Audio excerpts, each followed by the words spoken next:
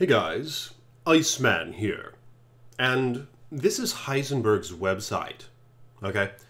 He's this guy who does some cool Godzilla videos and so forth. Yeah, he has an epic YouTube channel. He does a lot of Godzilla toy stuff as well. So check him out. I'll link his channel in the description below.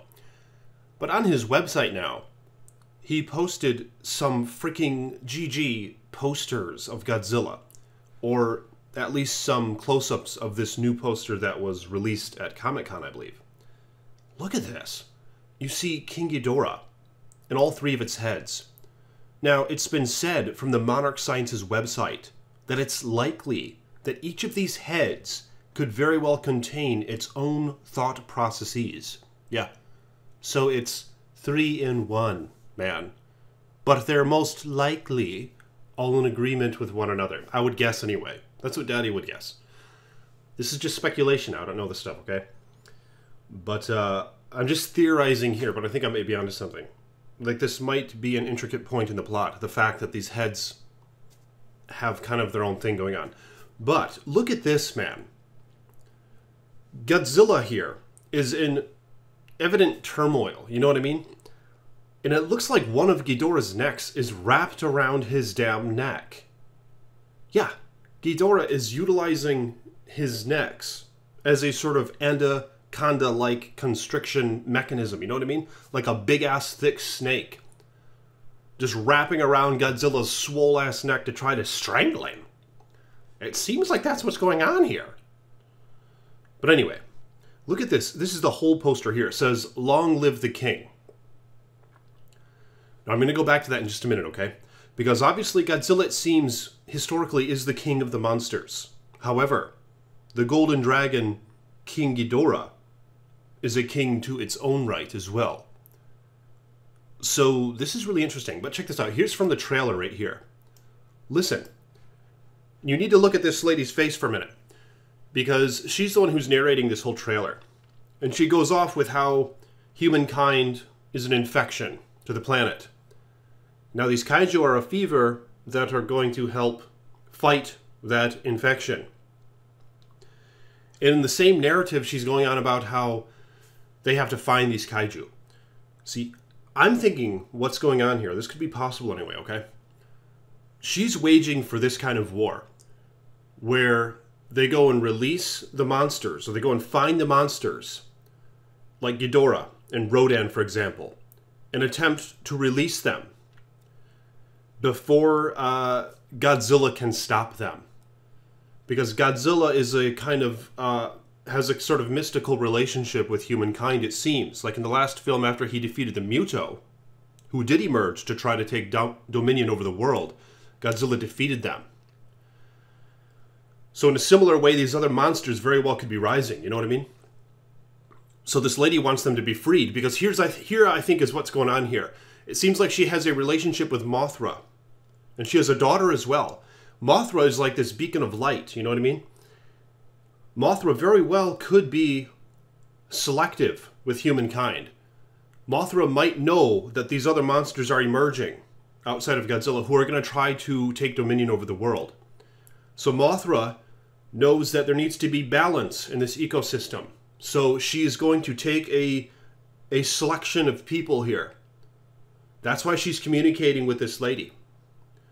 And the mindset that this lady has must be the sort of desired mindset that Mothra somehow knows is for the best interest of the world and its future. So Mothra's going to be selective and try to save some people. And this lady knows that there's going to be a select some who are going to be saved from the upcoming apocalypse, you know, with all these monsters. So she's okay with that, because it sounds like she's kind of bitter about how humankind is an infection.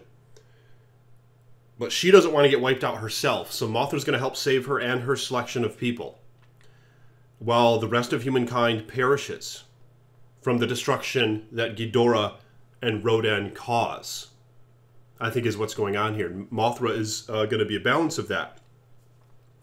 Not going to be necessarily on either of their sides, you know what I mean? So I think this lady wants Godzilla to die. Because then this new plan can emerge where Mothra and her selection, this beacon of hope, can choose its selected people to take on the future of this world, who aren't going to be so damaging to the environment, which is what I think this lady is trying to say here. You know what I mean? How, like, humans are using a bunch of gas and shit, cutting down trees and shit, you know? And so her new tribe that Mothra's going to save from this apocalypse of monsters are going to be more like eco-friendly. Yeah, they're going to be like woods folk. It's probably what's going on here, man. I think Iceman's onto something. And watch this. Watch this. This is really important. When this guy here says, "Long live the king," it looks like he's almost saying it out of bitterness. And this character here, the lady, she seems to be in shock, in an almost disappointed sort of way. Perhaps this is toward the end of the film, where Godzilla defeats Ghidorah. Now check this out. I looked up "Long live the king" and its meaning, and it usually goes in this way, the phrase. It's usually used in the phrase, "The king is dead. Long live the king." Her king could be King Ghidorah. And King Ghidorah, "Long live the king is dead." See, this is a common way in which this phrase is used, like historically. I knew there was something strange about this, and listen to him say it, and look at the look on her face. Long live the king. It seems like he's kind of saying it out of bitterness. They saw that Godzilla once again persevered. Now humankind, as it is currently, is able to proceed without, like, a major percentage of it being destroyed, which might be what this character was hoping for, because she knew that she and her daughter were going to be saved, as well as, you know, maybe a great selection of others. That's just Iceman's speculation. I could be onto something here, but what do you guys think about that? Long live the king. It's very ambiguous here. But I think something sinister is going on here. And throughout the trailer, it seems like some folks are upset with that female lead character, the one who's narrating. And it might be because they know that she wants to go and release these other monsters. Like Ghidorah's frozen, and she probably wants to release it. Well, this is just one spin.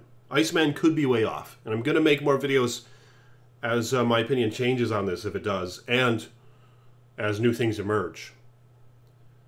But this is just a take on it, you know? And I wonder how possible this whole thing might be.